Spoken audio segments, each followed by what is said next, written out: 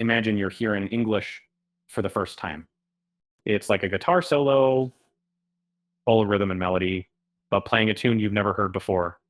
The sounds are a mishmash of familiar and foreign, leading to that classic puzzled expression. Um, to non-native listeners, English can often sound like rapid-fire bursts of sound interspersed with inaudible whispers.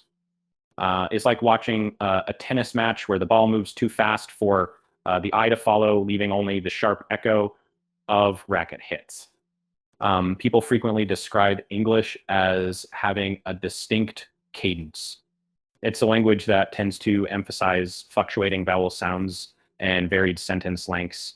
So conversations can feel like waves ebbing and flowing in an unpredictable sea. Uh, the pain point for many non-native speakers is deciding when a word starts and ends. English tends to blend words together, making it hard to discern boundaries. It's like trying to spot a constellation in a cloudy night sky.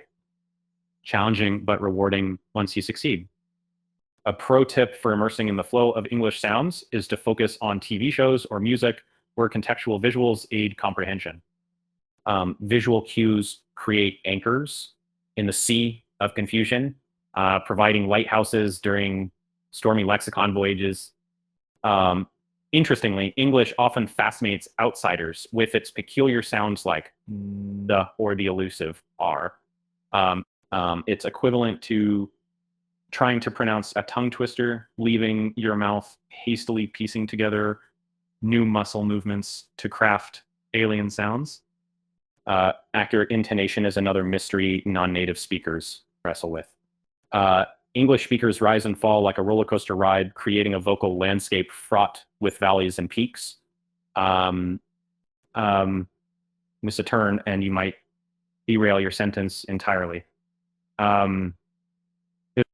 Statistics highlight how constant exposure to conversational English improves understanding by 30%.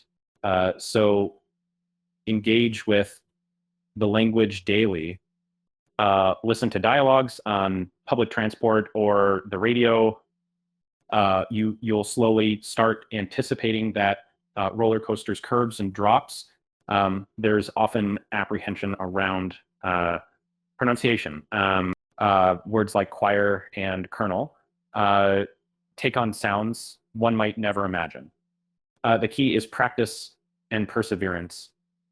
Nimbly sidestep linguistic traps with gusto because practice indeed makes perfect. Another common hiccup is the pace of English speakers. We often speak too fast.